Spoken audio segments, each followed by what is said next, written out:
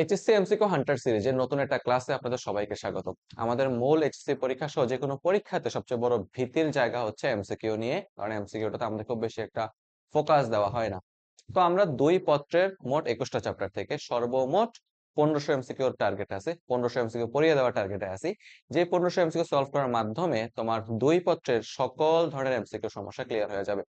আজকের চ্যাপ্টার আমাদের প্রথম পত্রের মহাকর্ষ অভিকর্ষ, এবং এই চ্যাপ্টার থেকে আমরা টপ 50টা এমসিকিউ বাছাই করছি। যে প্রশ্নগুলোকে একবার ভালো মতো শিখে নিতে পারলে এই চ্যাপ্টারে আর কোনো এমসিকিউ টেনশনই থাকবে না। চলো আমরা শুরু করি। মহাকর্ষ অভিকর্ষ চ্যাপ্টারের শুরুতে যে জিনিসটা সবচেয়ে বেশি আসে, মোটামুটি আমরা শুরুর থেকে যাচ্ছি, যেহেতু প্রথমে তো প্রথমে গ্যালিলিও সূত্র আছে। গ্যালিলিওর মুক্তভাবে পরন্ত বস্তুর সূত্র, আহ সময়ের সাথে সাথে বেগ বৃদ্ধির হার কত হয়, সময়ের সাথে কিভাবে সে অতিক্রান্ত দূরত্ব কতটা অতিক্রম করে, এগুলো সব থাকে। তো আমাদের কাছে একটা সিম্পল প্রশ্ন আছে, যেখানে বলতেছে মুক্তভাবে পরন্ত কোনো বস্তু 1 সেকেন্ড, 2 সেকেন্ড, 3 সেকেন্ডে অতিক্রান্ত দূরত্বের অনুপাত কত। আলটিমেটলি আমরা তো জানি মোট দূরত্ব, অতিক্রান্ত দূরত্ব সময়ের বর্গের সমানুপাতিক। তাহলে 1 সেকেন্ড, 2 সেকেন্ড এবং 3 সেকেন্ডে সে দূরত্ব অতিক্রম করবে সময়ের বর্গের সমানুপাতিক হারে, অর্থাৎ 1,4,9। যদি অনুপাত জানতে চাই তাহলে 1:4:9, ঠিক না? তাহলে এটার উত্তর হচ্ছে ঠিক খ নাম্বারটা। বুঝতেছো? তাহলে মুক্তভাবে পরন্ত বস্তুর দূরত্ব, যেটা সময়ের বর্গের সমানুপাতিক, এই জিনিসটা জরুরি ছিল এখানে। এই প্রশ্নটা খুবই আগের প্রশ্ন। আমরা শুরু করার জন্য, ইন্ট্রো দেওয়ার জন্য মোটামুটি সহজ প্রশ্ন থেকে কঠিন প্রশ্নের দিকে যাব। মোটামুটি প্রশ্ন যেগুলা চাপাচাপি করে সেটা হচ্ছে, তার মধ্যে একটা হচ্ছে মাত্রা। যেমন মহাকর্ষীয় দ্রবকের মাত্রা, এটা নিয়ে আমরা অনেক কনফিউশনে পড়ি। মহাকর্ষীয় দ্রবকের মাত্রা নির্ণয় করতে হয়। তখন দেখো ভাইয়া, নিউটনের মহাকর্ষীয় সূত্রটা কি ছিল? দুইটা অবজেক্ট ধরো, প্রথম অবজেক্টের ভর হচ্ছে m1, দ্বিতীয় অবজেক্টের ভর হচ্ছে m2, এবং বস্তু দুটোর মধ্যবর্তী দূরত্ব ধরো d অথবা r। তো তাদের মধ্যকার ক্রিয়াশীল আকর্ষণ বা মধ্যকার ক্রিয়াশীল আকর্ষণ বল বল বা মহাকর্ষ বলের মান হচ্ছে F = g m1 m2, মধ্যবর্তী দূরত্বের বর্গ d²। তাহলে আলটিমেটলি মহাকর্ষীয় দ্রবক G ইকুয়াল টু কি থাকতেছে? G ইকুয়াল টু থাকতেছে এখানে F d², নিচে হচ্ছে m1 ইনটু m2। তাহলে ভাই এখানে m1 m2 হচ্ছে বস্তুদ্বয়ের ভরের গুণফল, অর্থাৎ কেজি²। ওকে। আর d² হচ্ছে দূরত্বের বর্গ, তাহলে এটা হচ্ছে কি মিটার স্কয়ার। যদি আমরা একক হিসাব করতে চাই, যদি আমরা এখানে এককটা হিসাবে আনতে চাই, তাহলে বলের একক হচ্ছে নিউটন, দূরত্বের একক হচ্ছে মিটার স্কয়ার, নিচে হচ্ছে কেজি²। তাহলে আলটিমেটলি আমার এখানে এককটা থাকতেছে newton metre square kg inverse 2। এটা হচ্ছে আমার একক, এটা হচ্ছে একক। আর চাইলে আমরা সেই একক থেকে একটা মাত্রা বের করে নিয়ে আসতে পারি। আমরা বলতে পারি সেই মাত্রা হবে উপরে বলের মাত্রা, সেটা হচ্ছে m(L)T((2); দূরত্বের মাত্রা L², ভরের মাত্রা m²। তাহলে কাটাকাটি করো, তাহলে দেখতে পাচ্ছ যে L³ T((2) m((1)। তো আমি স্টুডেন্টদেরকে মাঝে মাঝে বলি আর কি, শেখানোর উদ্দেশ্যে বলি যে ভাইয়া আপনি চাইলে এখানে এটারে পাওয়ারের ক্রমানুসারে মনে রাখতে পারেন। দেখেন পাওয়ার গুলা 3 to 1 সিরিয়াল ওয়াইজ চেঞ্জ হয়েছে। তাহলে এটা মনে রাখতে পারো, LTM এর মধ্যে 3 -2 -1। ওকে, এটা হচ্ছে মহাকর্ষীয় দ্রবকের মাত্রা। এখানে এই মাত্রাটা কোথায় আছে দেখো তো। মহাকর্ষীয় দ্রবকের মাত্রা কোনটি? 25 সালের প্রশ্ন, 23 সালের প্রশ্ন। আমাদের এল কিউব T((2) m((1)। এই যে ক নাম্বারটা, অপশনের মধ্যে থেকে খুঁজে বের করাটা মোটামুটি একটু চাপ হয়ে যায়, রাইট? মাঝে মাঝে। এটা হচ্ছে ক নাম্বার। বুঝতেছো ভাইয়া? তাহলে এটা হচ্ছে আমাদের মহাকর্ষীয় দ্রবকের মাত্রা। যদি প্রশ্ন বলা হয় মহাকর্ষীয় দ্রবক কাকে বলে, ডেফিনিশন দাও, ডিফাইন করো মহাকর্ষীয় দ্রবক জিনিসটা কি। তাহলে আমরা বলতে পারি একক ভরের দুইটা বস্তু, যেখানে m1 m2 কত 1, একক দূরত্বে অবস্থান করলে যেখানে d এর মান কত 1। একক ভরের দুটি বস্তু পরস্পর থেকে একক দূরত্বে অবস্থান করলে তারা একে অপরকে যেই বল দ্বারা আকর্ষণ করে সেটাকে আমরা বলি মহাকর্ষীয় ধ্রুবক। আর মহাকর্ষীয় ধ্রুবকের মান সেটা হচ্ছে 6.67 × 10⁻11 newton metre square kg inverse 2। যারা মুখস্থ করো তোমরা, তাদের মনে থাকতে পারবে না, মনে থাকবে না, একটু বুঝে পড়লে মনে থাকবে। বুঝতেছো ভাইয়া? তাই এটারে মুখস্থ করার কিছু নাই। চলো আমরা সামনে যাই। মহাকর্ষীয় ক্ষেত্র প্রাবল্যের মাত্রার ক্ষেত্রে নিচের কোনটি সঠিক? মহাকর্ষীয় ক্ষেত্র প্রাবল্য মানে কি? মহাকর্ষীয় ক্ষেত্র প্রাবল্য হচ্ছে ঠিক এরকম যে মহাকর্ষীয় ক্ষেত্রের কোন স্থানে একক ভরে কোনো একটা বস্তুকে স্থাপন করতে যে পরিমাণ বলের প্রয়োজন হয় তাকেই মহাকর্ষীয় ক্ষেত্র প্রাবল্য বলে। which is মহাকর্ষীয় ক্ষেত্র প্রাবল্য E ছিল আমাদের F/m, যেটারই আলটিমেটলি আমরা জি বলতে পারি। তাহলে এটা মনে রাখবা, মহাকর্ষীয় ক্ষেত্র তীব্রতা, মহাকর্ষীয় ক্ষেত্র প্রাবল্য একটা সবসময় অভিকর্ষ ত্বরণের সমান হবে। কোন একটা স্থানের মহাকর্ষীয় ক্ষেত্র প্রাবল্য নির্ণয় করতে দিলে তুমি বেসিক্যালি ওই স্থানের অভিকর্ষ ত্বরণের মানটা নির্ণয় করবা। আমরা এরকম অনেক কমপ্লেক্স কোশ্চেন দেখি যেখানে সরাসরি বলে না যে অভিকর্ষ ত্বরণের মান নির্ণয় করো, যেখানে বলে দেয় মহাকর্ষীয় ক্ষেত্র প্রাবল্যের মান নির্ণয় করো, এবং ওই ক্ষেত্রে তোমাকে অবশ্যই জি এর ভ্যালুটাকে ফাইন্ড আউট করতে হবে। তাহলে ভাইয়া দেখো, মহাকর্ষীয় ক্ষেত্র প্রাবল্যের একক যেটা হবে, জি এর একক সেটাই হবে, মাত্রা যেটা হবে সেটাই হবে। তাহলে জি এর অ্যাকচুয়ালি একক কি ছিল? মিটার পার সেকেন্ড স্কয়ার, আর মাত্রা ছিল লিটার ইন, মাত্রা ছিল এল টি ইনভার্স 2। তাহলে বেসিক্যালি আমরা বলতে পারি মহাকর্ষীয় ক্ষেত্র প্রবলের মাত্রা হচ্ছে এল টি ইনভার্স 2। খ নাম্বারটা হচ্ছে সঠিক উত্তরের ক্ষেত্রে আমাদের।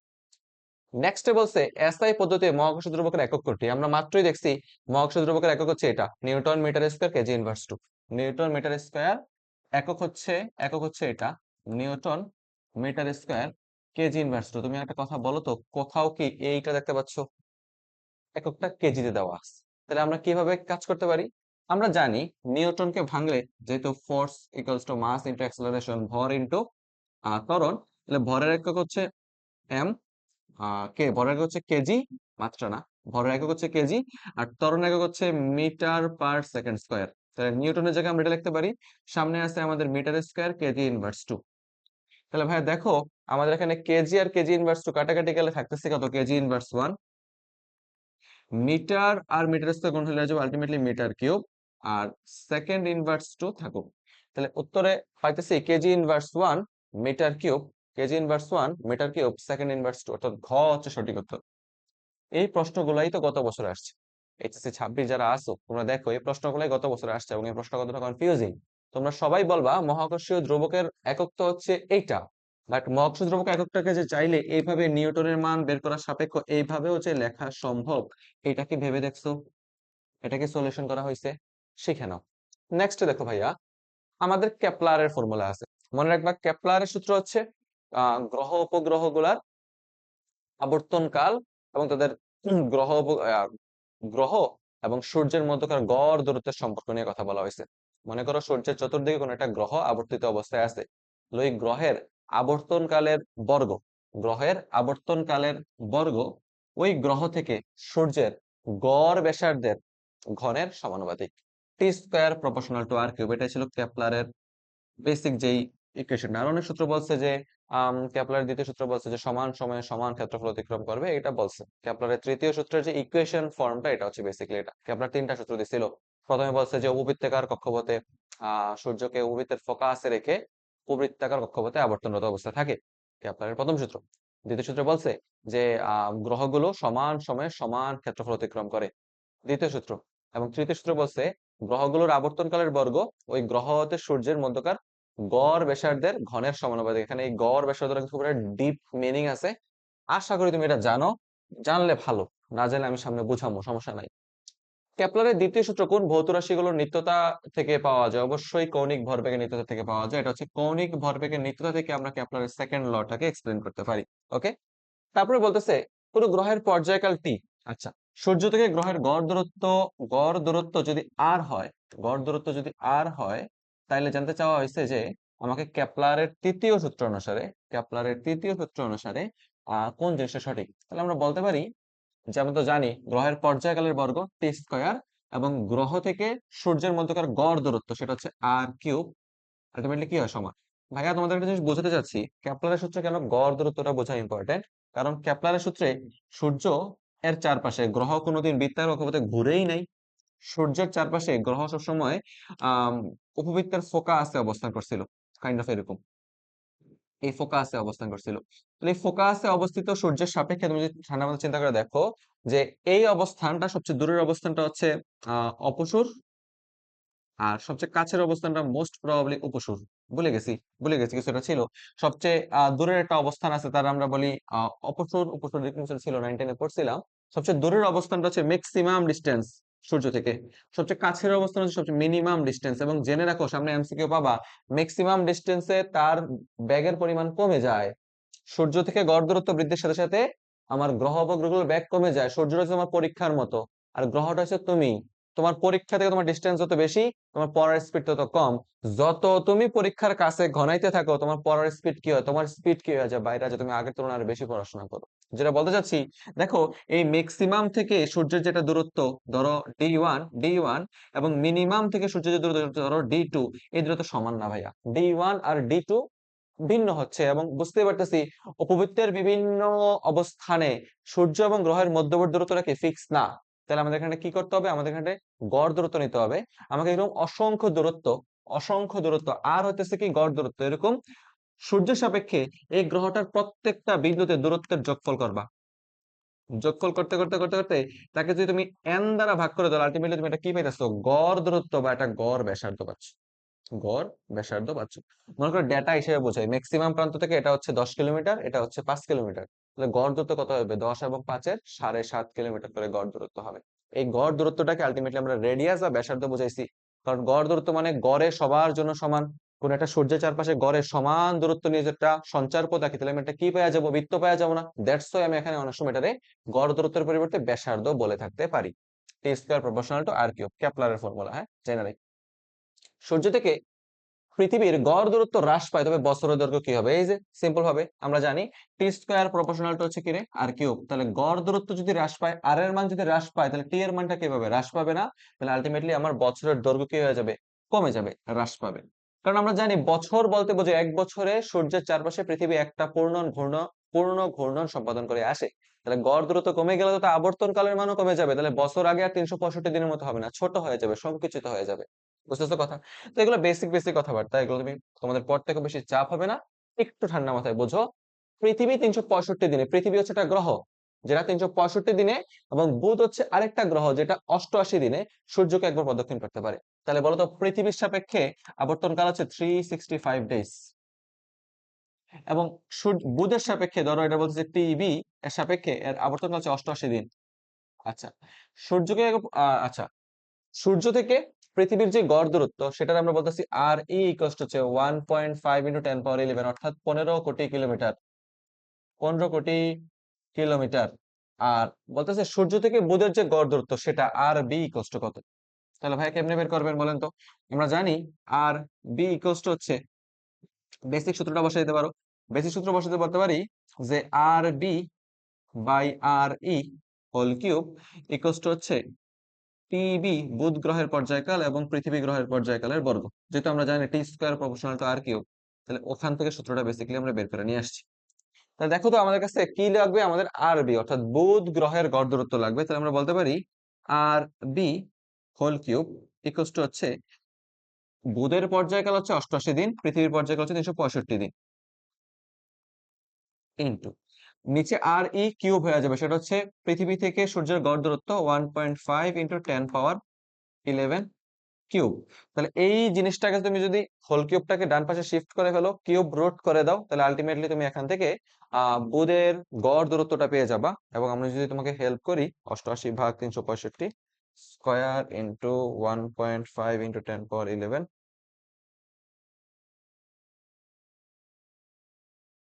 স্কয়ারটা এখানে দেই নেই। ওকে, তারপর হচ্ছে শিফট কিউব দিয়ে আনসার দিলে ভ্যালু আসতেছে, বুধ গ্রহের গড় দূরত্ব যেটা আছে 5.810 ইন্টু 10⁻10 মিটার। অর্থাৎ বুধ থেকে সূর্যের গড় দূরত্ব হচ্ছে এটা 5.81। যদি আমি 3 ঘর নিছি, অলমোস্ট কাছাকাছি ভ্যালু, বুঝতে পারতেছো? তাহলে এই টাইপের এমসিকিউ গুলা ইম্পর্টেন্ট, এবং তোমরা যদি দেখার চেষ্টা করো এটা কোথায় আসছে, এইটা দেখো বোর্ডের প্রশ্ন তো কয়েকটা বোর্ডে রিপিটেডলি আসছে, ইম্পর্টেন্ট প্রশ্ন।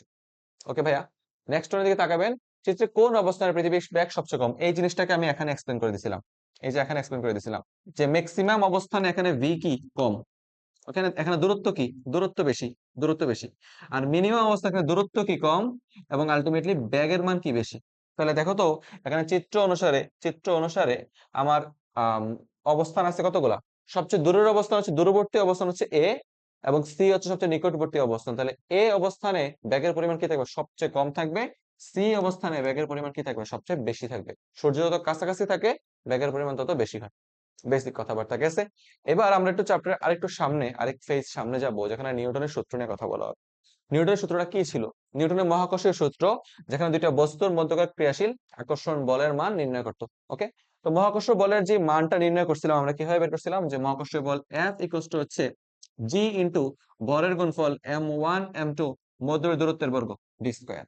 তাহলে দেখো তো ভাইয়া, একক ভরের দুইটা বস্তু পরস্পর থেকে একক দূরত্বে অবস্থান করতেছে, তাহলে এফ ইজ ইকুয়াল টু কি হয়ে যায় আমাদের, জি হয়ে যায় না? এ পাশে এটা কি 1 হয়ে যাবে না? আর জি এর মান হচ্ছে 6.67 ইন্টু 10 ইনভার্স 11। তাহলে আলটিমেটলি এখানে প্রযুক্ত ফোর্স ইজ ইকুয়াল টু হচ্ছে এত নিউটন। একক ভরের দুটি বস্তু পরস্পর থেকে একক দূরত্বে অবস্থান করলে তারা একে অপরকে ঠিক জি এর সমপরিমাণ বল দ্বারা আকর্ষণ করে, এবং সেটা মান হচ্ছে 6.67 টু 10 ইনভার্স 11 নিউটন। ওকে, তাহলে আলটিমেটলি এখানে ক্রিয়াশীল বলের মান জানতে চাইছে, এবং তোমরা যেটা খেয়াল করে দেখো অপশন গুলাতে আমার ভুলে জি এর একক গুলা দেওয়া আছে। আমাকে এটা একটু কারেকশন করতে হবে, যে আমি এগুলো একটু কারেকশন করি নাই, ধরো যে কোনো একটা কারেকশন করবো, এটা এটা এটা হইব যে এত নিউটন। আর তুমি যদি খেয়াল করে দেখো এখানে আমার কিন্তু ক্রিয়াশীল বল জানতে চাইছে, তো যেহেতু বলের একক নিউটন, তো অবশ্যই এখানে এই ফোর্সটার এককটা হয়ে যাবে কত, নিউটন। ওকে, তো এটা সঠিক উত্তর হচ্ছে গ। গ, বুঝতেছেন ভাইয়া?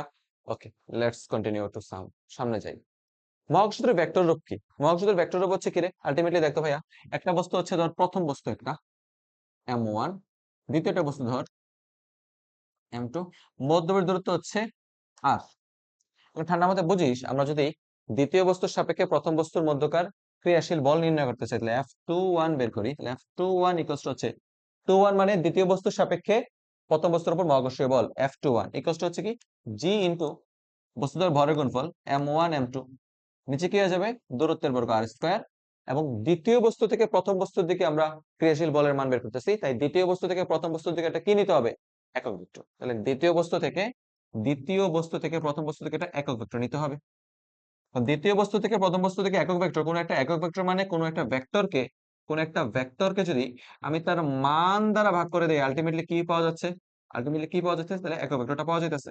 তাহলে নিচে দিতেছে আর স্কয়ার m1 m2, সামনে একটা জি আছে।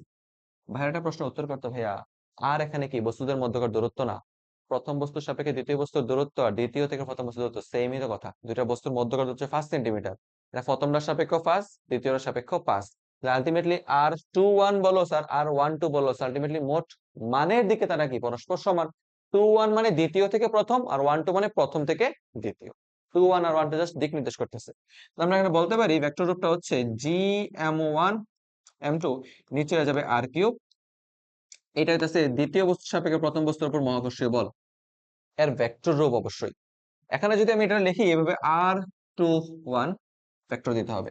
তো এই অপশনে যদি দেখো কোথাও R21 নাই, জাস্ট কোথাও যদি দেখো R21 ঠিক মতো আছে কি, GM1/M1 M2 এরকম নাই। খ নাম্বার অপশন তোমাদের সঠিক মনে হইতে পারে, বাট এটা খ নাম্বার সঠিক না ভাই, এখন খ এর সামনে একটা মাইনাস আছে, আমার সামনে কিন্তু মাইনাস নাই। বাট আমরা যদি ক নাম্বারের দিকে দেখাই, F21 যদি দেখি, F21 ক নাম্বারে দেখো সামনে একটা মাইনাস আছে, বাট R12 আছে। তাহলে যদি আমি R21 কে দ্বিতীয় ভেক্টর থেকে প্রথম ভেক্টরের দিকে ভেক্টরকে চাইলে কি আমি লিখতে পারি না এভাবে, লিখতে পারি না, একটা মাইনাস ইন্টু R12 লেখা যেতে পারে। তাহলে আলটিমেটলি সুবিধাটা কি হবে, সুবিধাটা হচ্ছে এরকম, যে আমি চাইলে এবার অপশনটা ম্যাচ করতে পারতেছি, R12 ভেক্টর আগে ছিল কত, R21, জাস্ট মাইনাস ছিল না, R21 equal to minus R12। দেখো দ্বিতীয় ভেক্টর থেকে প্রথম ভেক্টরের দিকের একক ভেক্টর বা ভেক্টর, আর প্রথম থেকে দ্বিতীয় দিকের ভেক্টর আলটিমেটলি একে অপরের সাথে সাংঘর্ষিক, উল্টা হয়ে যাচ্ছে না? দ্যাটস সামনেটা কি দিচ্ছি আমরা, মাইনাস। অর্থাৎ সঠিক উত্তরটা হচ্ছে ঠিক ক নাম্বারটা হচ্ছে আমাদের কাছে সঠিক উত্তর। আশা করি বুঝতেছো নিউটনের মহাকর্ষীয় সূত্রের ভেক্টর রূপ, এটা অঙ্কগুলো ইম্পর্টেন্ট। দুটি বস্তুর মধ্যকার দূরত্ব 3 গুণ করলে মহাকর্ষীয় বল কত হবে? আমরা জানি মহাকর্ষীয় বল F ইজ ইকুয়াল টু হচ্ছে GM1 M2 D square. F proportional দূরত্বের বর্গের ব্যস্তানুপাতিক। তাহলে দেখ, দূরত্ব যদি 3 গুণ করস, x2 ইজ ইকুয়াল টু যদি 3x1 হয়, তাহলে বল কয় গুণ হয়ে যাবে? বল হয়ে যাবে 1/9 গুণ। তাহলে মহাকর্ষীয় বল কয় গুণ হবে? দূরত্ব 3 গুণ করলে মহাকর্ষীয় বল 1/9 টাইম হয়ে যাবে। আশা করি বুঝতে পারতেছে।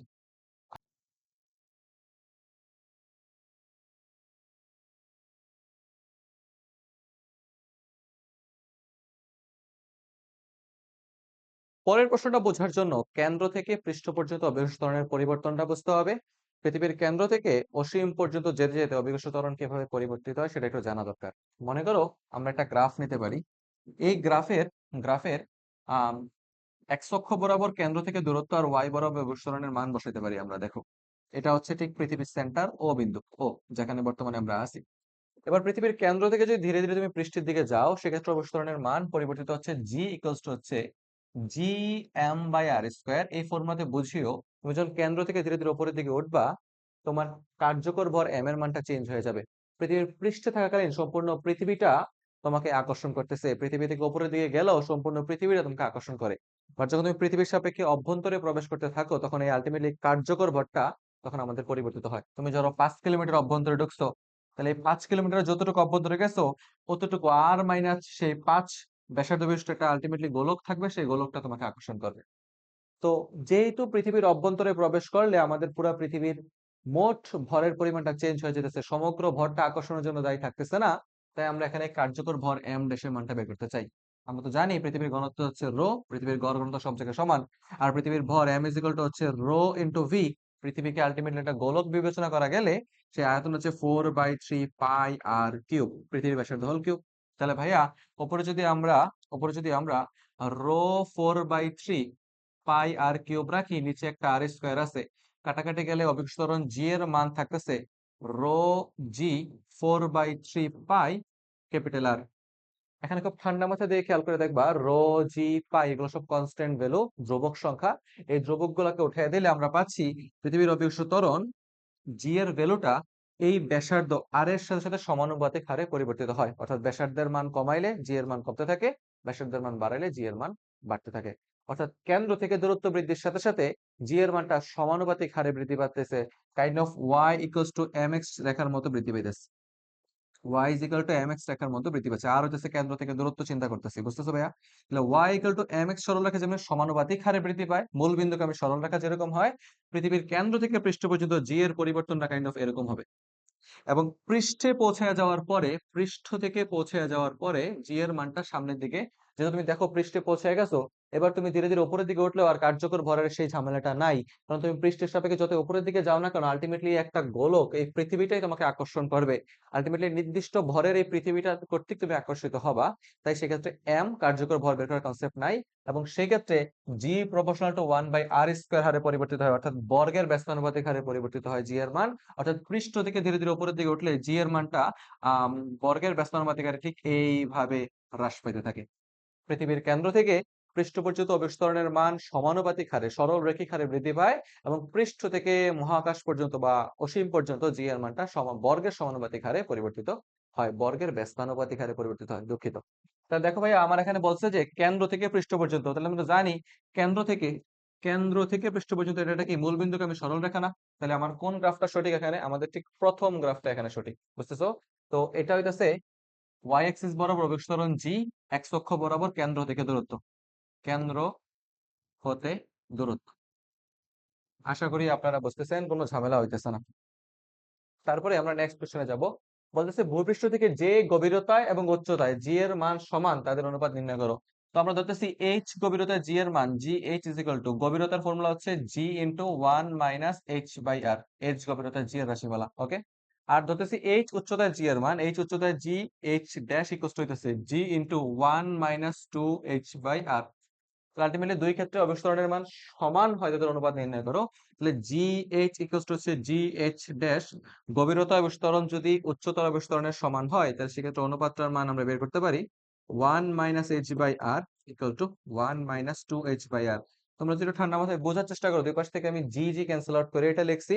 আমি দুই পাশ থেকে শুধুমাত্র জি জি ক্যান্সেল আউট করতে পারি না, আমি চাইলে দুই পাশ থেকে ওয়ান ওয়ানও ক্যান্সেল আউট করতে পারি, ওয়ান ওয়ান কাটা যেতে পারে, মাইনাস মাইনাস কাটা যেতে পারে। তাহলে থাকতেছে h/r ইকুয়ালস টু হইতেছে 2h/r। জানতে চাইছে আহ তাদের অনুপাত কত, যে গভীরতা এবং যে উচ্চতায়। তাহলে আমরা এখানে গভীরতা এবং উচ্চতার সেম এইচ দ্বারা বোঝাইছি দেখা একটু কনফিউজিং হইতেছে। আমরা একটা কাজ করি, উচ্চতাকে আমরা প্রকাশ, গভীরতাকে প্রকাশ করি এইচ দ্বারা, আর উচ্চতাকে প্রকাশ করতেছি আমরা ডি দ্বারা।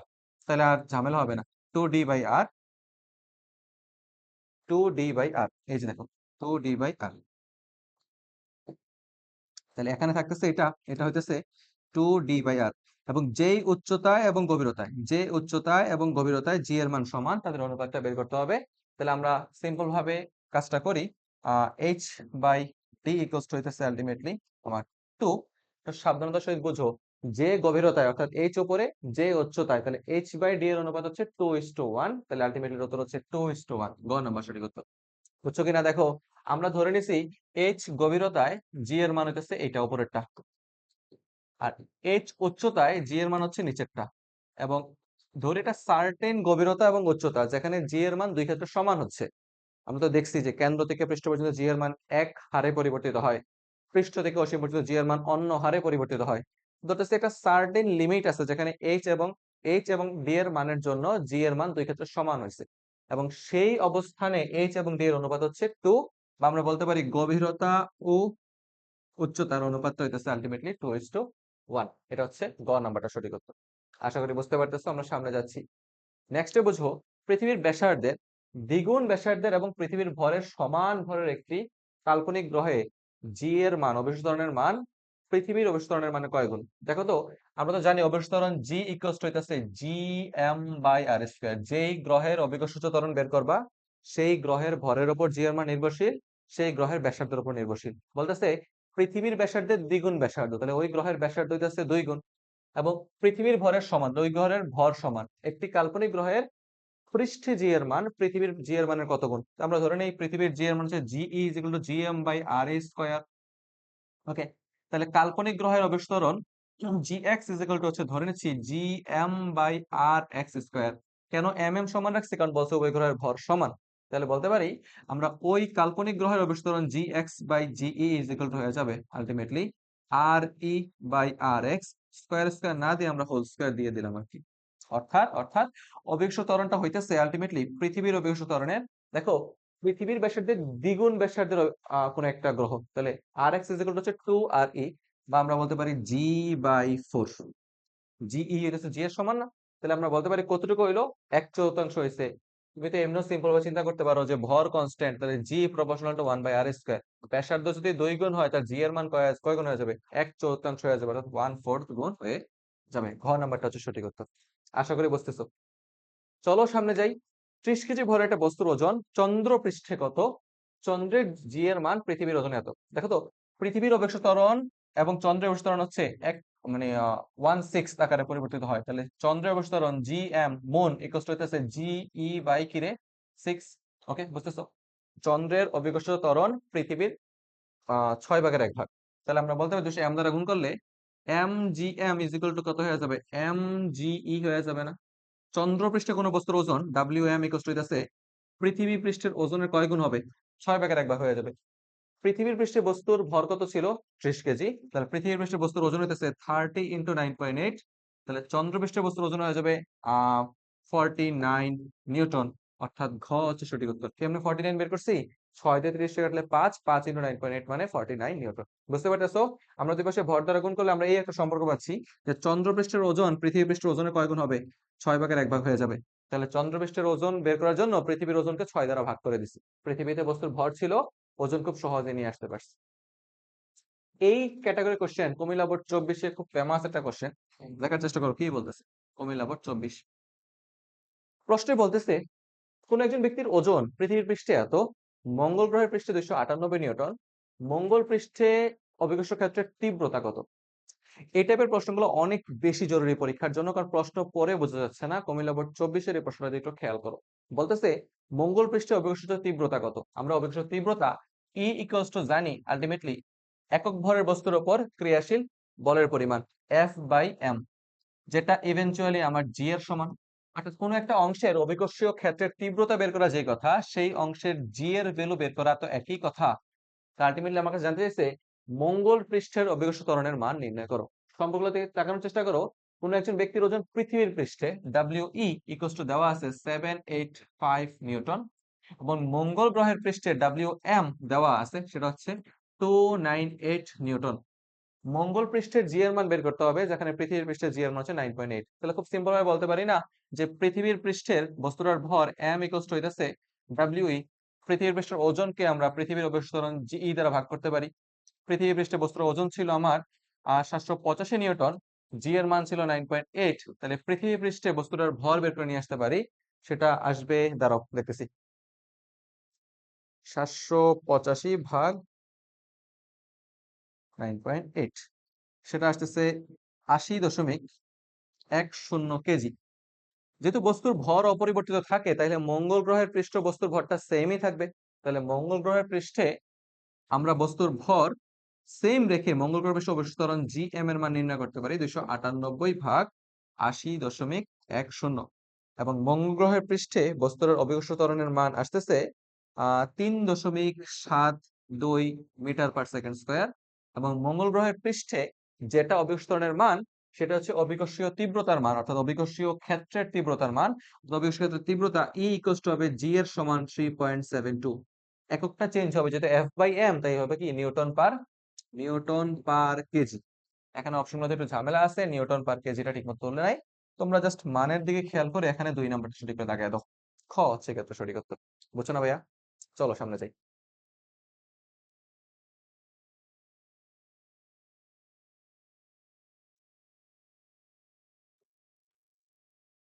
মহাকর্ষ বিষয় চ্যাপ্টার থেকে এই টাইপের এমসিকিউ গুলা অনেক বেশি পরিমাণে আসে, যে কত উচ্চতায় জি এর মান কত পার্সেন্ট হবে। স্পেনের এই কোশ্চেনটা খুব জোস একটা প্রশ্ন, খেয়াল করো। বলতেছে ভূপৃষ্ঠ থেকে কত উচ্চতায় অভিকর্ষ ত্বরণের মান ভূপৃষ্ঠের মানের 25% হবে। তাহলে বেসিক ভাবে যদি চিন্তা করে দেখি, আমরা ধরি ভূপৃষ্ঠ থেকে এইচ উচ্চতায় জি এর মান জি এইচ, ভূপৃষ্ঠের অভিকর্ষ ত্বরণের কত পার্সেন্ট হবে? 25% বা 1/4 হবে। অর্থাৎ G H is equal to হচ্ছে 25% অফ জি। ওকে, তাহলে এইচ উচ্চতায় জি এর মানের রাশিমালা কি? এইচ উচ্চতায় জি এর মানের রাশিমালা হইতেছে খুব বেসিক ভাবে ধরো লিখছি আমরা G into R by R plus H whole square. চাইলে আমরা ওইটা দিয়েও করতে পারি, আমরা বেসিক ফর্মুলা দিয়ে করতেছি জি বাই 4। তাহলে দুই পাশ থেকে আমরা জি জি ক্যান্সেল আউট করতে পারি। R by R plus H is equal to হইতাছে হাফ। তাহলে 2r ইকুয়ালস টু হইতাছে আর প্লাস এইচ। তাহলে আমরা পাবো আর এইচ ইকুয়ালস টু হইতাছে আর। অর্থাৎ পৃথিবীর পৃষ্ঠ থেকে ব্যাসার্ধের সমান উচ্চতায় অভিকর্ষ ত্বরণের মান ভূপৃষ্ঠের 25% হবে। এই ম্যাথটাতে সবাই ভুল করে ফেলবা, কেন জানো? কারণ সবাই করবা কি, এখানে এইচ উচ্চতায় যেটা রাফ আছে, যে উচ্চতায় যেটা ইকুয়েশন আছে জি ইন্টু 1 - 2h/r দিয়া ম্যাথটাকে করে ফেলবা। এটা দিয়ে হবে না, কারণ এই যে ফর্মুলাটা এটা নির্দিষ্ট হাইটের জন্য খাটে। এই ফর্মুলাটা ঠিক জিরো থেকে আহ যখন তোমার এইচ এর মানটা r/2 পর্যন্ত থাকবে, ঠিক ততক্ষণ পর্যন্ত আমার এই ফর্মুলাটা খাটবে। এর আগে বেশি উচ্চতায় হয়ে গেলে এই ফর্মুলাতে ভুল উত্তর আসে, সেক্ষেত্রে আমার জি এর মান নেগেটিভ হয়ে যায়। তাই তোমরা সকল ক্ষেত্রে এই সূত্রকে ইউজ করবে না। এই যে অরিজিনাল সূত্র G into R by R plus H whole square, এটাই মূল ফর্মুলা। ওকে, সতর্ক থাকিও। অর্থাৎ 6400 কিলোমিটার পৃথিবীর ব্যাসার্ধের সমান উচ্চতায় জি এর মান ভূপৃষ্ঠের মানের 25% হবে। ওকে, তো নেক্সট দিনাজপুর বোর্ডের এই সুন্দর একটা প্রশ্নে আপনাদের সবাইকে স্বাগত করতেছি। একটু মনোযোগ দিয়ে দেখেন কি বলতেছে। বলতেছে পৃথিবীর ব্যাসার্ধ বরাবর কত গভীরতায়, অর্থাৎ এবার গভীরতায় জি এর মান ভূপৃষ্ঠের জি এর 1/4 হবে। একটু আগে ছিল কত উচ্চতায় জি এর মান 1/4 অর্থাৎ 25% হবে। এবার বলছে কত গভীরতা, এটা আসছে ঢাকা বোর্ডে, এটা আসছে দিনাজপুর বোর্ডে। অর্থাৎ সেম টাইপের কোশ্চেন, কখন কোথায় জি এর মান এত গুণ হবে এগুলো বেশি পরিমাণে আসে। তো আমরা ধরতেছি যে এইচ গভীরতায় জি এর মান পৃষ্ঠের জি এর 1/4 হবে। G H dash equals to 1/4 জি। তাহলে এইচ গভীরতায় জি এর মান হচ্ছে G into 1 - h/r equals to হইতাছে G by 4। G G cancel out হইলে 1 - h/r ইকুয়ালস টু হইতাছে 1/4।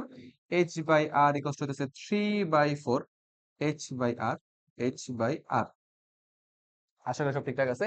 তাহলে আমরা বলতে পারি উচ্চতা হইতেছে 3/4 উচ্চতায় পৃথিবীর পৃষ্ঠ থেকে 3/4 গভীরতায়, দুঃখিত, 3/4 গভীরতায় আমার জি এর মান ভূপৃষ্ঠের জি এর 1/4 হবে, অর্থাৎ 3/4r। খ নম্বর হচ্ছে সঠিক উত্তর হয়ে গেছে। বুঝতেছো না? সব ঠিকঠাক আছে। চলো আমরা নেক্সট ওয়ানের দিকে মুভ করি। অভিকর্ষ ত্বরণ জি এর তারতম্যের ক্ষেত্রে কোনটির ভূমিকা নেই? মনে রাখবা, জি অভিকর্ষ ত্বরণের মান তিনটি কারণে পরিবর্তিত হয়: পৃথিবীর আহ্নিক গতির কারণে, পৃথিবীর আকৃতির কারণে, পাশাপাশি কোন নির্দিষ্ট উচ্চতায় কিংবা গভীরতায় জি এর মান ভিন্ন ভিন্ন হয়ে থাকে। বাট পৃথিবীর আহ্নিক গতির সাথে নিজ অক্ষের চারদিকে পৃথিবীর ঘূর্ণন গতি, সূর্যের চারদিকে পৃথিবীর ঘূর্ণন গতির এটার কোনো প্রকার এফেক্ট নাই। পৃথিবী তার নিজস্ব আহ্নিক গতির প্রভাবে জি এর মানের পরিবর্তন ঘটায়, ঠিক আছে। বাট পৃথিবীর বার্ষিক গতির সাথে অভিকর্ষ ত্বরণের কোনো প্রকার সম্পর্ক নাই। তাই সূর্যের চারদিকে পৃথিবীর ঘূর্ণন গতি অভিকর্ষ ত্বরণের পরিবর্তনে কোনো প্রকার ভূমিকা রাখে না, ঠিক আছে। আমি তাহলে এটা লিখে দিতে পারি, সেটা কিভাবে লিখতে পারি, যে জি এর পরিবর্তন তিনটা কারণে হয়। একটা হচ্ছে আহ্নিক গতি, অর্থাৎ পৃথিবীর নিজস্ব গতি। আরেকটা হইতেছে উচ্চতা বা গভীরতার ক্রিয়া। গভীরতার ক্রিয়া, এবং ফাইনালি সেটা হচ্ছে পৃথিবীর আকৃতি। এই তিনটা কারণে জি চেঞ্জ হতে পারে, এছাড়া বার্ষিক গতির কোনো প্রকার প্রভাব নেই। তিনটা সিম্পল কথা আছে। পৃথিবীর পৃষ্ঠ অবস্থানের মান হচ্ছে জি, এইচ উচ্চতা অবস্থানের মান হচ্ছে জি এইচ, এবং এইচ গভীরতা অবস্থানের মান হচ্ছে G B H. G B H, এই তিনটার মধ্যে সবচেয়ে চেঞ্জ হবে কোনটা? মনে রাখবা পৃথিবীর পৃষ্ঠে জি এর মান সবচেয়ে বেশি। আচ্ছা, এবার উচ্চতার সাপেক্ষে উচ্চতায় জি এর মান তাড়াতাড়ি হ্রাস পায় নাকি গভীরতায় জি এর মান তাড়াতাড়ি হ্রাস পায়? দেখো তো উচ্চতার সূত্রটা দিকে তাকালে, তুমি যখন এইচ উচ্চতায় উঠতে থাকবা, এইচ উচ্চতায় যখন তুমি ধীরে ধীরে উপরের দিকে থাকবা, তখন এইচ উচ্চতায় জি এর মান হচ্ছে 1 মাইনাস 2 এইচ বাই আর, আর এইচ গভীরতা অবস্থানের মান হচ্ছে G into 1 minus H by R. তাহলে বুঝতেই পারতেছো গভীরতার সাপেক্ষে উচ্চতায় যখন ধীরে ধীরে উঠতেছি, অর্থাৎ উচ্চতার ক্রিয়া গভীরতার ক্রিয়া থেকে বেশি হইতেছে। এইচ উচ্চতায় নির্দিষ্ট পরিমাণ উচ্চতায় ওঠার ক্ষেত্রে এইচ উচ্চতায় উঠলে 2h বাই আর হারে জি এর মান হ্রাস পাইতেছে, যেখানে এইচ পরিমাণ গভীরতায় গেলে এইচ বাই আর হারে জি এর মান হ্রাস পাইতেছে। তাহলে বুঝতেই পারতেছি যে যত উপরে উঠবো, নিচে নামার চেয়ে উপরে উঠলে জি এর মান খুব দ্রুত পরিবর্তিত হয়। অর্থাৎ উচ্চতার ক্ষেত্রে জি এর মান কি হবে? কম হবে। গভীরতার ক্ষেত্রে জি এর মান কি হয়ে যাবে? একটু বেশি হবে। বুঝতে পারতেছে কিনা? তুমি যখন উচ্চতার দিকে তাকাবা, হাইটে উঠবা, নির্দিষ্ট উপরে পাহাড়ের দিকে উঠবা, জি এর মান 2h বাই আর হারে পরিবর্তিত হবে, ফাস্ট কমবে, অর্থাৎ জি এর মান কম হবে। তুমি যখন খনিতে নামবা, তখন জি এর মান এইচ বাই আর হারে পরিবর্তিত হবে, অর্থাৎ 10 কিলোমিটার গভীর খনি, 10 কিলোমিটার উচ্চতার পাহাড়ের ক্ষেত্রে পাহাড়ে জি এর মান তাড়াতাড়ি কমবে। দ্যাটস ওয়াই এইচ উচ্চতায় জি এর মান ছোট, গভীরতায় কিছুটা বড়, পৃষ্ঠে সবচেয়ে বড়। তাহলে তিনটা শর্ত, এই কথাটা কোথায় মাইনা চলতেছে? G greater than G H, G greater than G H, আর G H greater than G B H. ক নাম্বার হচ্ছে সঠিক উত্তর, কম্বাইন্ড বোর্ডের প্রশ্ন। ওকে, দেন বলতেছে পৃথিবীর পৃষ্ঠে নির্দিষ্ট অক্ষাংশের জন্য জি এর সমীকরণ কি হবে? আমরা জানি নির্দিষ্ট অক্ষাংশে জি এর মান জি ল্যামডা ইকুয়াল টু হচ্ছে G minus omega square R cos square lambda, যে পরিমাণ অক্ষাংশ সেটা। আর জি এর মান হচ্ছে G M by R square equal minus হচ্ছে omega square R cos square lambda, যেটা হইতেছে এখানে ল্যামডা হইতেছে অক্ষাংশ। তাহলে এখানে দেখো তো ভাইয়া, ফর্মুলার মধ্যে G lambda is equal to G M by R square minus omega square cos square lambda, ক নাম্বারটা সুন্দর মতো মিলে যেতেছে, এবং ক হইতেছে এক্ষেত্রে আমাদের সঠিক উত্তর। ওকে, খুব কাছাকাছি অপশন গুলা, খুব বেশি পরিমাণে বিচ্যুতি নাই, কাছাকাছি অপশন। এই প্রশ্নে বলতেছে মেরু অঞ্চলে অপেক্ষা বিষুবীয় অঞ্চলে অবস্থানের মান কত কম? এই কোশ্চেনটা তোমরা সবাই বলতে হবে, এই কোশ্চেনটা দেখার সাথে সাথে সবাই করবে ওমেগা স্কয়ার আর কস থিটা লাগায় দিবে। বাট এই কোশ্চেনটা খুবই সূক্ষ্ম, ছোট একটা এমসিকিউ, বোঝার চেষ্টা করো। আমরা যদি মেরু অঞ্চল এবং বিষুবীয় অঞ্চল বোঝার চেষ্টা করি, দেখো বেসিক্যালি এইটা হইতাছে আমার বিষুবীয় অঞ্চল, আর এটা হচ্ছে মেরু অঞ্চল। দাঁড়াও, মনে করো এই যে এটা লাইন টানলাম, দেন আমি এই বড় একটা লাইন টানি। ওকে, তো এইটা হইতেছে আলটিমেটলি আমার বিষুবীয় অঞ্চল, বিষুবীয় অঞ্চল। এন্ড যেখানে আমার lambda is equal to 0 degree, that's why আমার জি ইজ ইকুয়াল টু হইতেছে G dash is equal to G minus omega square R cos square ল্যামডার জায়গায় ল্যামডার মান শূন্য বসায় দিই। এটা হচ্ছে আমার মেরু অঞ্চল, হ্যাঁ। আর মেরু অঞ্চলে আমার ল্যামডা ইজ ইকুয়াল টু হচ্ছে 90 ডিগ্রি। ল্যামডা 90 ডিগ্রি হয়ে যাওয়ার কারণে জি ড্যাশ ইজ ইকুয়াল টু হইতেছে জি মাইনাস 0 বা জি পুরাটাই। তো মেরু অঞ্চলে বুঝতেই পারতেছো যে মেরু অঞ্চলের জন্য আমার 90 ডিগ্রি অক্ষাংশ অবস্থিত হওয়ার কারণে মেরু অঞ্চলে কোনো প্রকার ওমেগা স্কয়ার আর পার্টটা বাদ যাইতেছে না, যেখানে বিষুবীয় অঞ্চলে ওমেগা স্কয়ার আর এই অংশটা অধিকতর পরিমাণে বাদ যাইতেছে। তাহলে আমরা বলতে পারি না যে মেরু অঞ্চল অপেক্ষা বিষুবীয় অঞ্চলে অবস্থানের মান কতটুকু কমে? বিষুবীয় অঞ্চলে অবস্থানের মান ওমেগা স্কয়ার আর পরিমাণ কমে যায়, অর্থাৎ খ ওমেগা স্কয়ার আর পরিমাণ কমে। ফলাফল সরবাই করবো কি, ওই সূত্রটা দেখবে, জি ড্যাশ ইজ ইকুয়াল টু হচ্ছে G minus omega square R cos square lambda. মনে করবে এটা ল্যামডা হচ্ছে অক্ষাংশ, থিটাও এখানে অক্ষাংশ, সবাই করবে কি এখানে omega square R cos square theta লাগাই দিবা। এই বলটা কইরো না, খুব সূক্ষ্মভাবে দেখো, মেরু অঞ্চলের সাপেক্ষে বিষুবীয় অঞ্চলে একটু বেশি পরিমাণে মাইনাস হচ্ছে, কতটুকু পরিমাণ? ওমেগা স্কয়ার আর পরিমাণ মাইনাস হচ্ছে, এতটুকুই, ঠিক আছে না ভাইয়া? তারপরে দেখো পৃথিবী পৃষ্ঠ হতে এইচ উচ্চতায় অবিস্তরণের মান জি/4 হলে কোন বস্তু সেখানে তার ওজন কতটুকু হারাবে? তাহলে নির্দিষ্ট উচ্চতায় এইচ উচ্চতায় অবস্থানের মান সেটা কত? পৃষ্ঠের ত্বরণের 1/4। তাহলে আমরা যদি সিম্পল ভাবে চিন্তা করে দেখি, অবিকৃত ত্বরণের মান 1/4 হইলে আলটিমেটলি তার জি এর মান এত হয়েছে, তাহলে ওজন কতটুকু হারাবে? তো অবিকৃত ত্বরণের মান পৃষ্ঠে ছিল কত? পৃষ্ঠে ছিল জি, এইচ উচ্চতায় কত হয়ে গেছে? জি/4। তাহলে সিম্পল ভাবে চিন্তা করে দেখো তো, জি থেকে জি/4 হওয়ার এই জার্নিতে সে তার জি এর কতটুকু হারাইলো? প্রায় 75% হারাইছে না? জি থেকে 1/4 হয়েছে। প্রথমে ছিল ফুল অংশ একবার সম্পূর্ণ, সেখান থেকে 1/4 হয়েছে, তার মানে সে কতটুকু হারাইছে? 3/4 অংশ হারাইছে না? 3/4 বা 75% হারাইছে। তাহলে যদি কোথাও জি এর মান 75% হারায়, তাহলে ওজন কতটুকু হারাবে? ওজন আমার 75% হারাবে। খুব সিম্পল ভাবে খাওয়া হচ্ছে সঠিক উত্তর। যদি তোমরা সিম্পল ভাবে হিসাব করতে চাও, আমার এখানে জি কতটুকু হারাইছে? ডেল্টা জি বাই আদি জি। ওকে, তো জি এর মান হারাইছে কত? 3/4 ইন্টু 100%, বা আমার এখানে অবয়ব ত্বরণ কমছে 75%। 75% অবয়ব ত্বরণ কমলে 75% ওজনও কি হবে? কমে যাবে। তুমি জি এইচ থেকে জি মাইনাস করো, জি এইচ এর মান হতেছে জি/4, সেভাবে বিয়োগ করলে 3g/4, নিচে জি কাটাকাটি গেলে 75% জি কমে। জি এর মান 75% কমলে ওজনের মান কত হবে? 75% কমবে। এই যে সেম ভাবে আমাদের পৃথিবীর কেন্দ্র থেকে পৃষ্ঠ পর্যন্ত একটা সুন্দর গ্রাফ আঁকা আছে, দেখো। বলতেছে 80 কেজি বড় একটা বস্তুকে এ বিন্দু থেকে বি বিন্দুতে নিয়ে গেলে ওজন কতটুকু হবে? বস্তুটা শুরুতে ছিল এ তে, পরবর্তীতে বস্তুটাকে তুমি পৃথিবীর অভ্যন্তরে বি তে নিয়ে আসছো, যেখানে তার পৃথিবীর পৃষ্ঠের সাপেক্ষে r/2 পরিমাণ অংশ নামায় নিয়ে আসছো। তাহলে আমরা জানি এইচ গভীরতা জি এর মান হইতাছে জি ইন্টু 1 - h/r। এখানে গভীরতা বোঝানোর জন্য কতটুকু গভীরতা নামছো? পৃষ্ঠের সাপেক্ষে r/2 পরিমাণ গভীরতা নামছো। এইচ ইজ ইকুয়াল টু হচ্ছে r/2। তাহলে জি ইন্টু 1 মাইনাস উপরে হচ্ছে r/2, নিচে r। তাহলে বেসিক হিসাব করলে আমরা পাইতেছি জি/2 অভীষ্ট ত্বরণের মান পূর্বের তুলনায় হাফ হয়ে গেছে। তাহলে এইচ উচ্চতা অভীষ্ট ত্বরণ, এইচ উচ্চতা অভীষ্ট ত্বরণ হইতেছে পৃষ্ঠের ত্বরণের অর্ধেক। দুই পাশে ভর গুণ করলে mgh ইকুয়াল টু হইতেছে mg/2। আমরা জানি পৃথিবীর আহ নির্দিষ্ট গভীরতায় ওজন WH ইজ ইকুয়াল টু হচ্ছে পৃথিবীর পৃষ্ঠের ওজন, সেটা হচ্ছে 80 × 9.8/2। তাহলে আমরা এখানে কাটাকাটি করলে বলতে পারি 40 × 9.8, যেটা ভ্যালু আসবে আশা করছি 392 নিউটন। গ হচ্ছে সঠিক উত্তর।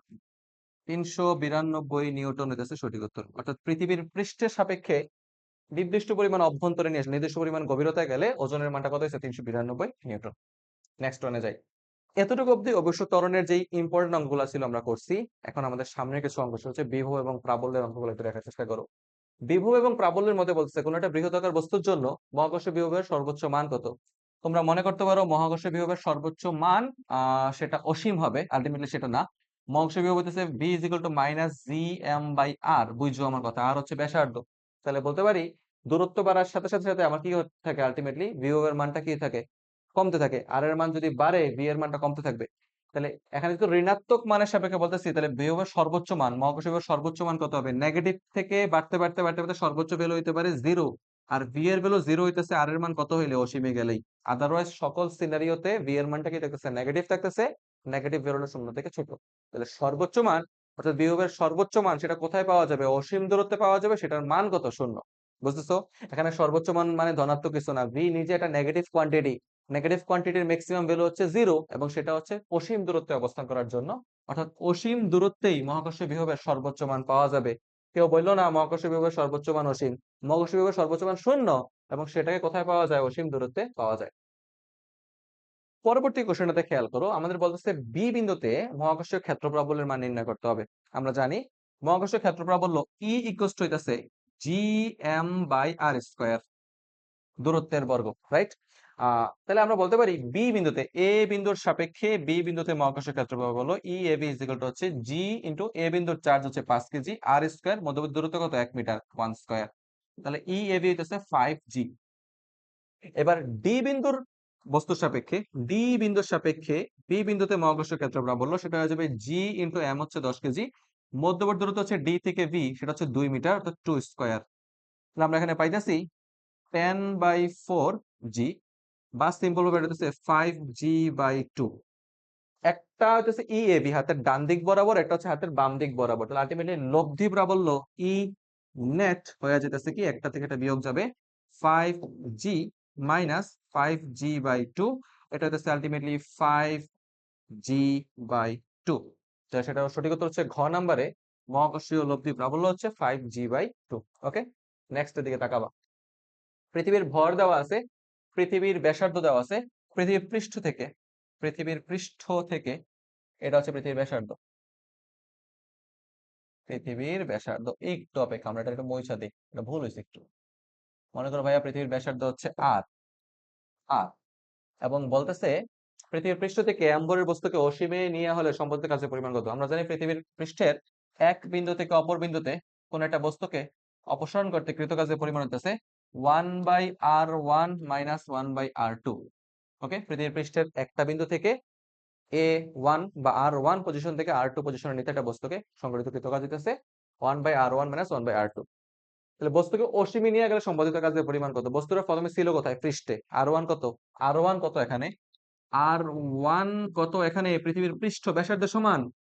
নিচু কোথায়, অসীমে, অর্থাৎ আর টু হইতেছে এখানে ইনফাইনাইট। তাহলে আলটিমেটলি এখানে কাজ হইতেছে GMM/r, এটা হইতেছে কৃত কাজের পরিমাণ। তাহলে এখানে কোন অপশনটা মিলতেছে, GMM/r তো মিলতেছে না। তাহলে আমরা একটা কাজ করতে পারি, আমরা GM নিচে লিখতে পারি r² ইন্টু mr। তাহলে GM/r² হচ্ছে অভিস্তরণ জি এর সমান GMR, এটা হচ্ছে আলটিমেটলি আমার কি কৃত কাজের পরিমাণ। GMR ঘ সঠিক উত্তর। অনেক পোলাপান করবো কি এই ম্যাথটা দেখার সাথে সাথে স্ট্রাগল কইরা ক নাম্বারটারে জোড়াতালিতে মিলাইতে চাইবো GMM/r²। আমার এখানে কিন্তু কোথাও r² নাই, আমার এখানে কৃত কাজের পরিমাণ GMM/r। প্রিন্টিং মিস্টেক, ভাওতাবাজি এগুলো করবা না। ওকে, এখানে আলটিমেটলি কৃত কাজের পরিমাণ GM/r নাই তো কি হয়েছে, GMR তো দেওয়া আছে, তাহলে ঘ হচ্ছে সঠিক উত্তর। প্রকৃত উত্তরটা সবসময় চোখের আশেপাশেই লুকানো থাকে। মহাকর্ষীয় ক্ষেত্র প্রবলের অনেক সুন্দর আরেকটা কোশ্চেন আপনাদের সবাইকে স্বাগতম। এই কোশ্চেনটা দেখেন, একটা ত্রিভুজ দেওয়া আছে, এই ত্রিভুজের ডি বিন্দুতে আমার মহাকর্ষীয় ক্ষেত্র প্রবলের মান নির্ণয় করতে হবে। তাহলে আমরা বি বিন্দুতে অবস্থিত অবজেক্টের সাপেক্ষে বি এর সাপেক্ষে ডি তে মহাকর্ষীয় ক্ষেত্র প্রবল বের করি, ই বি ডি। সেটা হবে জি ইন্টু এম, বস্তুর ভর হচ্ছে 1 কেজি, দূরত্ব হইতাছে বি থেকে ডি এর দূরত্ব হইতাছে আলটিমেটলি, দেখো বি থেকে সি এর দূরত্ব হইতাছে কিছু বলছে নাকি 2 মিটার। তাহলে আমার বিডি ইকুয়াল টু সিডি, তাহলে এই বিডি দূরত্বটা কত হবে, 1 মিটার। তাহলে এটা হচ্ছে 1² বা আলটিমেটলি হচ্ছে জি। সি বিন্দুর বস্তুর কারণে ডি বিন্দুতে মহাকর্ষীয় প্রাবল্যের মান সি ডি ইকুয়াল টু হইতাছে, এটা হয়তো আলটিমেটলি বিডি হইতো। হ্যাঁ ভাইয়া, এটা একটু ঠিক করে দিই, এটা হয়তো বিডি। তাহলে সিডি হইতাছে জি ইনটু সি বিন্দুতে অবজেক্টের ভর হচ্ছে 2 কেজি, দূরত্ব হইতাছে 1², তাহলে এটা হচ্ছে কত, 2g। তাহলে মহাকর্ষীয় ক্ষেত্র প্রাবল্য কি, একটা হাতের বাম থেকে ডান দিকে হচ্ছে জি পরিমাণ, ডান থেকে বাম দিকে হচ্ছে 2g পরিমাণ। একটা হচ্ছে হাতের এই দিকে জি পরিমাণ, একটা হচ্ছে ডান দিকে হচ্ছে 2g পরিমাণ। তাহলে নেট প্রাবল্যটা কত, নেট প্রাবল্য হচ্ছে 2g - g, সেটা হচ্ছে জি হইতেছে নেট প্রাবল্য, লব্ধি প্রাবল্যের পরিমাণ। ক হচ্ছে এক্ষেত্রে আমাদের সঠিক উত্তর। বুঝতে পারতেছো, সব ঠিকঠাক আছে।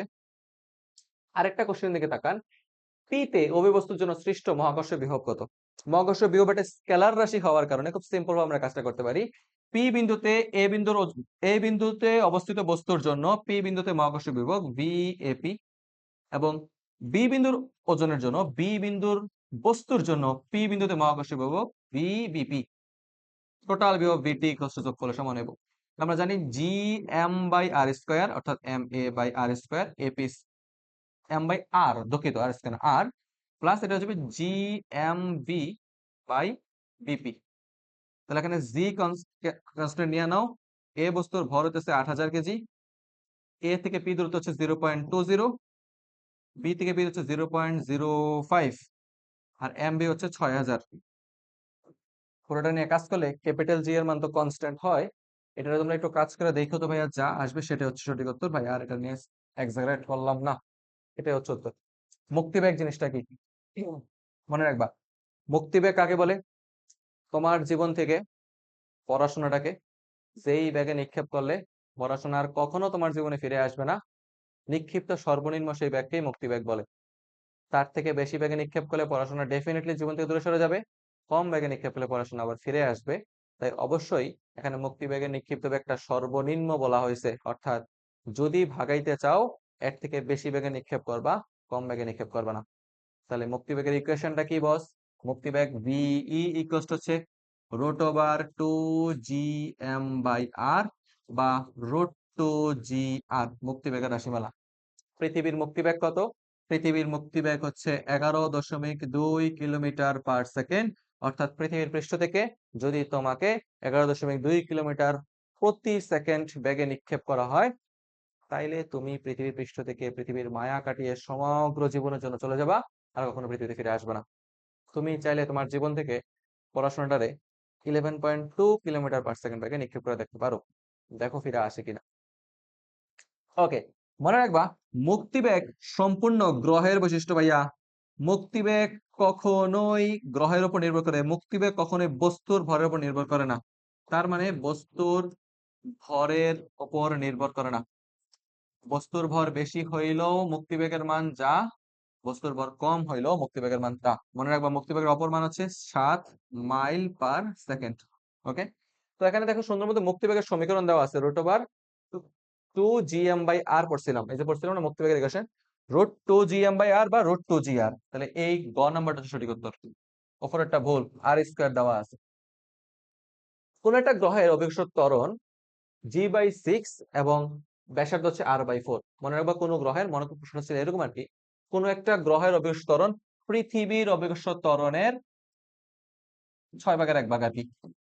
আর কোন একটা গ্রহের ব্যাসার্ধ পৃথিবীর ব্যাসার্ধের 1/4। ওই গ্রহের মুক্তিবেগের মান জানতে চাইছিল, VE হচ্ছে √2gr। এখন ওই গ্রহের মুক্তিবেগ বের করার জন্য তুমি ওই গ্রহের অভিকর্ষ ত্বরণের মান বসাবা, সেটা হচ্ছে g/6।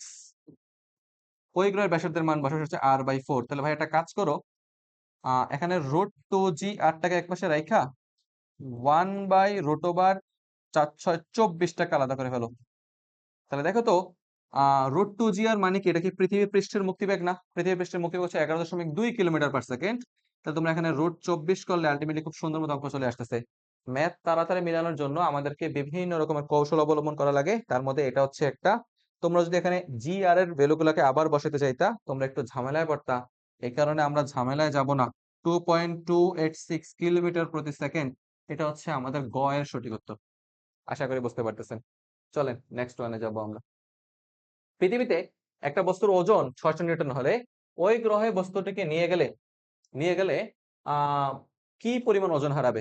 যেই গ্রহতে নিয়ে গেছি সেই গ্রহের ওজন হইতাছে পৃথিবীর ওই গ্রহের অভিকর্ষ ত্বরণ হচ্ছে পৃথিবীর ত্বরণের 6/1 তাহলে পৃথিবীর সাপেক্ষে যখন তুমি জি এর মান এক চৌথাংশ হতো না, কিভাবে বলে 6/1 হয়ে যাচ্ছে, তাহলে ওজনের মানটাও কি হয়ে যাবে? ওই গ্রহে 6/1 কমে যাবে না? আলটিমেটলি পৃথিবীর পৃষ্ঠে ওজনের মানটা ছিল 600 নিউটন।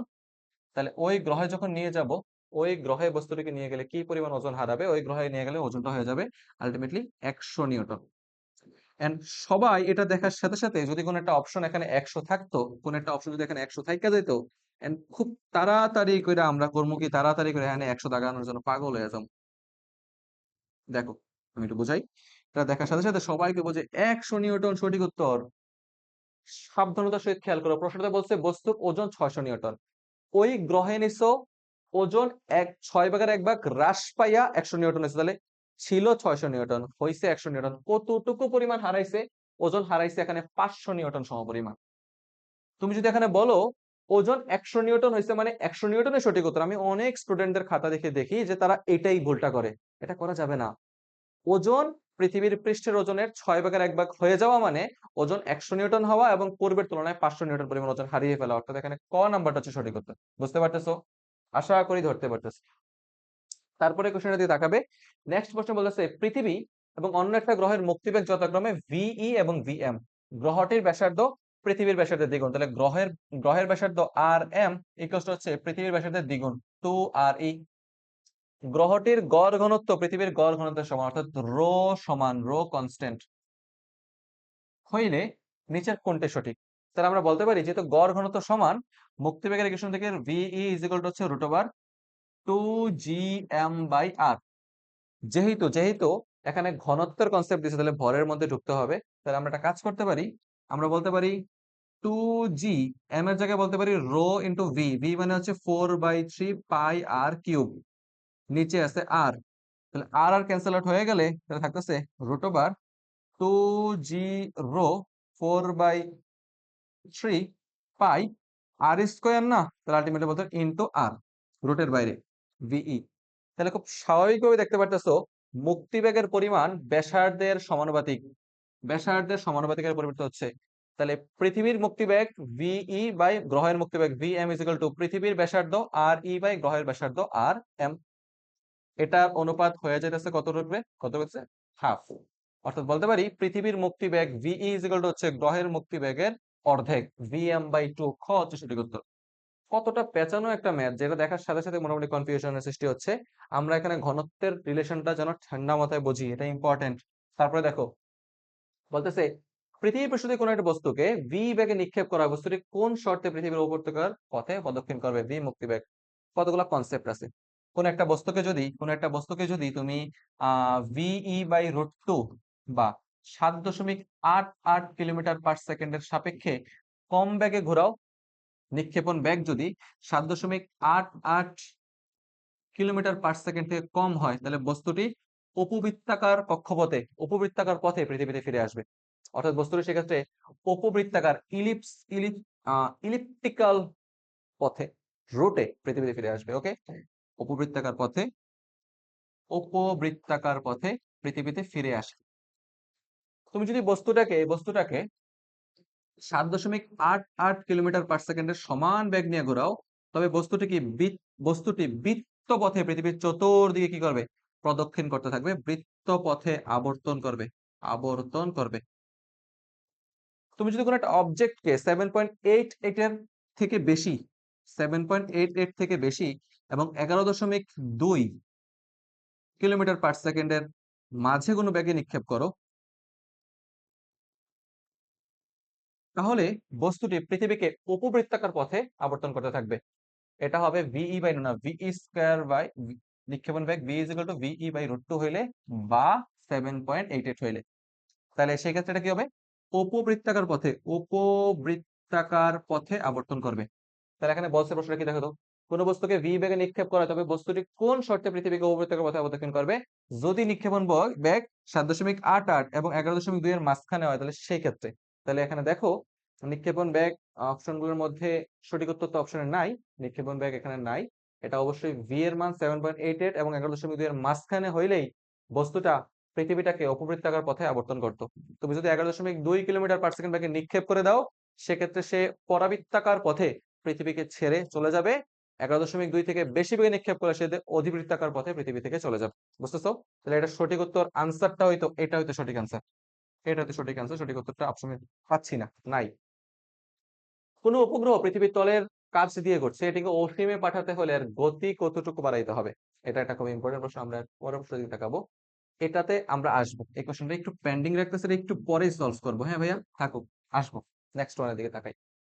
আম, কৃত্রিম উপগ্রহের রৈখিক বেগের ক্ষেত্রে নিচের কোনটি সঠিক? তো আমরা তো জানি, ধরো আমরা এই কোশ্চেন ভুলে গেছি। কৃত্রিম উপগ্রহ আলটিমেটলি কি হবে? কৃত্রিম উপগ্রহের জন্য কেন্দ্রমুখী বলের যোগান মহাকর্ষ বল থেকে পাচ্ছে।